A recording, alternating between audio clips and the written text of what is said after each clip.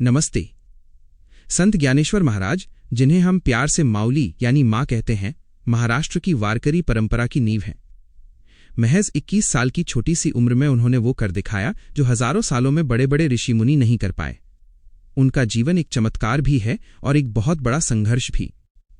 नमस्ते दोस्तों, जय जय रामकृष्ण हरि। आज हम जिस महान आत्मा की बात करने जा रहे हैं, उनके लिए मेरे पास शब्द कम पड़ रहे हैं। वो केवल एक संत नहीं थे, वह साक्षात ज्ञान का अवतार थे।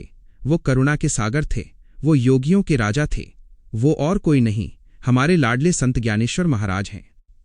महाराष्ट्र के घर घर में आज भी अगर कोई ग्रंथ पूजा जाता है तो वो है ज्ञानेश्वरी। महज 16 साल की उम्र में उन्होंने श्रीमद् भगवद गीता का ऐसा सरल अनुवाद किया जिसने आम आदमी के लिए मोक्ष का दरवाजा खोल दिया। आज के इस वीडियो में हम जानेंगे कि कैसे समाज के तिरस्कार और अपमान को सहकर 4 अनाथ बच्चों ने दुनिया को प्रेम का पाठ पढ़ाया। हम जानेंगे उस भैंसे की कहानी जिसने वेद बोले थे। हम जानेंगे उस दीवार की कहानी जो हवा में उड़ी थी। और हम जानेंगे आलंदी में ली गई उस जीवित समाधि की रुला देने वाली कथा। तो चलिए अपने मन को आलंदी की पवित्र इंद्रायणी नदी के किनारे ले चलते हैं और शुरू करते हैं ये पावन यात्रा। भाग 2, पूर्वज और माता पिता का त्याग। ज्ञानेश्वर महाराज के जीवन को समझने के लिए हमें उनके माता पिता की दर्द भरी कहानी जाननी होगी। उनके पिता का नाम विट्ठल पंत कुलकर्णी और माता का नाम रुक्मिणी बाई था। वे पैठण के पास आपे गांव के रहने वाले थे। विट्ठल पंत का मन सांसारिक जीवन में नहीं लगता था। शादी के कुछ समय बाद वो अपनी पत्नी को छोड़कर काशी चले गए। वहां उन्होंने स्वामी रामानंद से झूठ बोलकर सन्यास की दीक्षा ले ली कि मेरा कोई परिवार नहीं है। लेकिन नियति को कुछ और मंजूर था। जब स्वामी रामानंद दक्षिण भारत की यात्रा पर आए तो उनकी मुलाकात रुक्मिणी बाई से हुई। रुक्मिणी बाई की सेवा और दुख देखकर स्वामी जी को सच पता चल गया। उन्होंने तुरंत काशी जाकर विट्ठल पंत को आदेश दिया कि तुम वापस जाओ और गृहस्थ जीवन शुरू करो।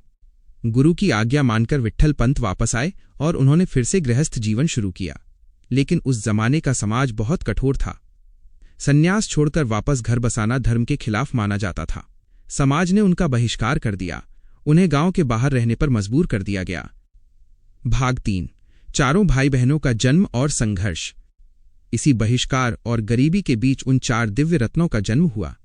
सबसे बड़े भाई निवृत्तिनाथ, जिनका जन्म 1273 ईस्वी में हुआ। दूसरे नंबर पर स्वयं ज्ञानदेव यानी ज्ञानेश्वर महाराज, जिनका जन्म 1275 ईस्वी में हुआ।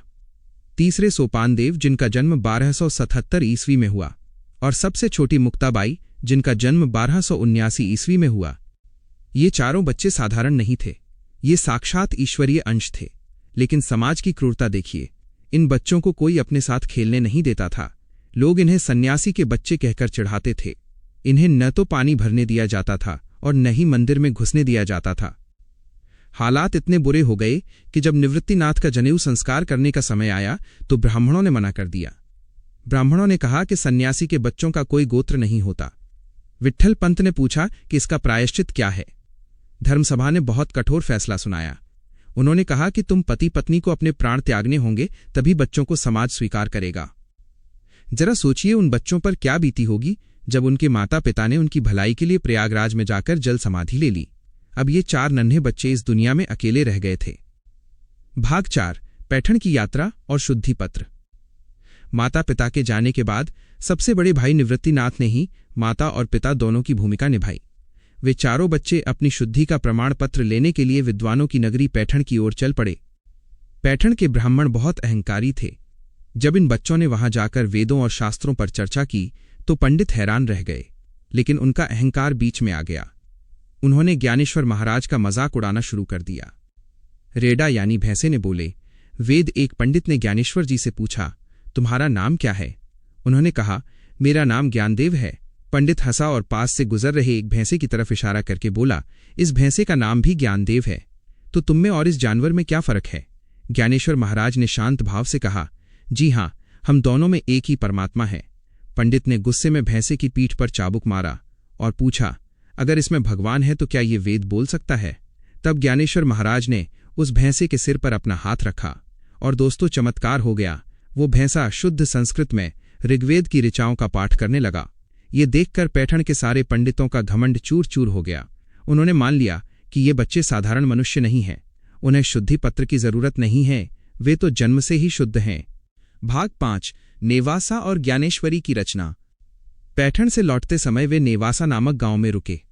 यहां ज्ञानेश्वर महाराज ने अपने जीवन का सबसे महान कार्य किया। उस समय सारा ज्ञान संस्कृत भाषा में बंद था। आम आदमी अनपढ़ था और उसे धर्म का असली मतलब पता नहीं था। ज्ञानेश्वर महाराज ने तय किया कि मैं गीता का ज्ञान मराठी भाषा में लाऊंगा ताकि एक किसान और मजदूर भी इसे समझ सके। महज 16 साल की उम्र में उन्होंने एक खंभे के सहारे बैठकर भावार्थ दीपिका लिखी, जिसे आज हम ज्ञानेश्वरी कहते हैं। इसमें उन्होंने गीता के 700 श्लोकों को 9000 से ज्यादा ओवियों मराठी छंद में समझाया है।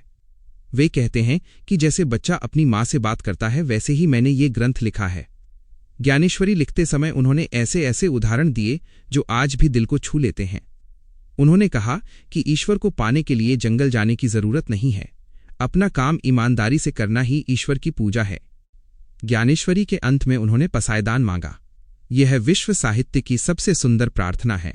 उन्होंने अपने लिए कुछ नहीं मांगा। उन्होंने मांगा कि दुष्टों का टेढ़ापन खत्म हो जाए और सब लोग आपस में प्रेम से रहें। भाग 6 चांगदेव का गर्वहरण। ज्ञानेश्वर महाराज की कीर्ति चारों ओर फैलने लगी। उस समय चांगदेव नाम के एक महान हठयोगी थे। कहा जाता है कि उनकी उम्र 1400 साल थी और उनके पास बहुत सिद्धियां थीं। चांगदेव को जब ज्ञानेश्वर महाराज के बारे में पता चला तो उन्हें जलन हुई। वह उनसे मिलने के लिए निकले। अपना प्रभाव दिखाने के लिए चांगदेव एक शेर पर बैठकर आए और हाथ में सांप का कोड़ा लिया हुआ था। उनके साथ हजारों शिष्य थे। उस समय ज्ञानेश्वर महाराज और उनके भाई बहन एक छोटी सी दीवार पर बैठकर धूप सेंक रहे थे। जब उन्होंने देखा कि चांगदेव आ रहे हैं तो मुक्ताबाई ने कहा, भाई उनकी अगवानी के लिए हमें आगे जाना चाहिए। ज्ञानेश्वर महाराज ने उस निर्जीव दीवार से कहा कि चल भाई, योगीराज के स्वागत के लिए चल। और वो ईंट पत्थर की दीवार हवा में उड़ने लगी और आगे बढ़ गई।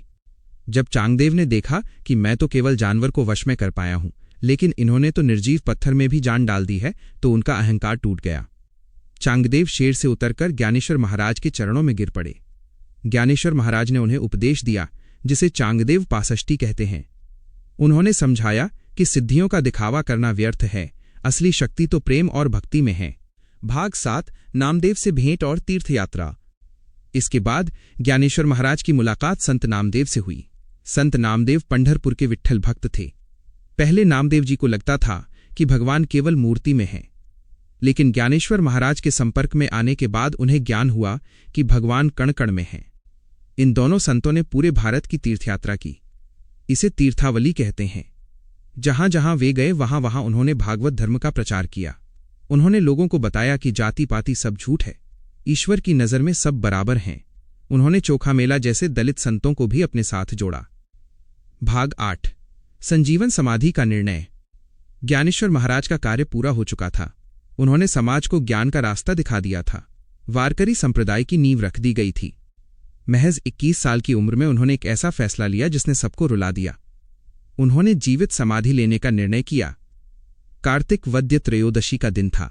स्थान था आलंदी, जो इंद्रायणी नदी के किनारे है।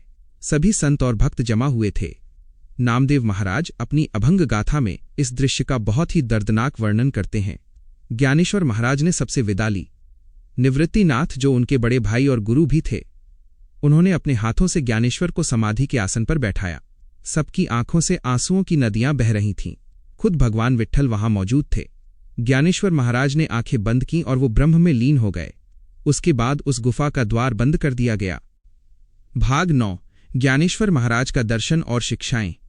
ज्ञानेश्वर महाराज चले गए, लेकिन वे आज भी अपने विचारों के जरिए हमारे बीच जीवित हैं। अमृतानुभव। ज्ञानेश्वरी के अलावा उन्होंने अमृतानुभव नाम का ग्रंथ भी लिखा। यह उनके अपने अनुभव पर आधारित है। इसमें वे कहते हैं कि शिव और शक्ति एक ही सिक्के के दो पहलू हैं। ये दुनिया माया नहीं है, बल्कि ईश्वर का ही रूप है। हरिपाठ। उन्होंने हरिपाठ के अभंग लिखे जो बहुत सरल हैं। इसमें वो कहते हैं कि बहुत ज्यादा शास्त्र पढ़ने की जरूरत नहीं है, बस भगवान के नाम का जाप करो। हरि मुखे म्हणा, हरि मुखे म्हणा। भक्ति और ज्ञान का मिलन। पहले लोग सोचते थे कि ज्ञानी को भक्ति नहीं करनी चाहिए और भक्त को ज्ञान की जरूरत नहीं है। ज्ञानेश्वर महाराज ने बताया कि ज्ञान और भक्ति अलग नहीं हैं। भक्ति ज्ञान की माता है। भाग 10 उपसंहार और आज के युग में प्रासंगिकता। दोस्तों, 700 साल बीत गए, लेकिन आज भी जब आषाढ़ी एकादशी को आलंदी से ज्ञानेश्वर महाराज की पालकी निकलती है तो लाखों लोग उसमें शामिल होते हैं। यह इस बात का सबूत है कि माउली आज भी हमारे दिलों में राज करते हैं। उनका जीवन हमें सिखाता है कि परिस्थितियां चाहे कितनी भी खराब क्यों न हो, हमें हार नहीं माननी चाहिए। समाज चाहे कितना भी बुरा बर्ताव करे, हमें पलटकर नफरत नहीं करनी चाहिए। क्षमा करना दुनिया का सबसे बड़ा हथियार है और ईश्वर की प्राप्ति के लिए किसी विशेष जाति या धर्म की जरूरत नहीं है, बस शुद्ध मन चाहिए। संत ज्ञानेश्वर महाराज ने मराठी भाषा को जो सम्मान दिलाया, उसके लिए महाराष्ट्र उनका हमेशा ऋणी रहेगा। उन्होंने धर्म को मंदिर की चारदीवारी से निकालकर झोपड़ियों तक पहुंचाया। आइए हम सब मिलकर उस ज्ञान सूर्य को नमन करें। ज्ञानदेव तुकाराम। ज्ञानदेव तुकाराम। मैं आशा करता हूं कि माउली के जीवन की ये गाथा आपके दिल को छू गई होगी। यह कहानी केवल एक संत की नहीं है, ये मानवता की जीत की कहानी है। अगर आपको ये वीडियो पसंद आया हो तो इसे शेयर जरूर करें। कमेंट में जय ज्ञानेश्वर माउली लिखना न भूलें। रामकृष्ण हरि।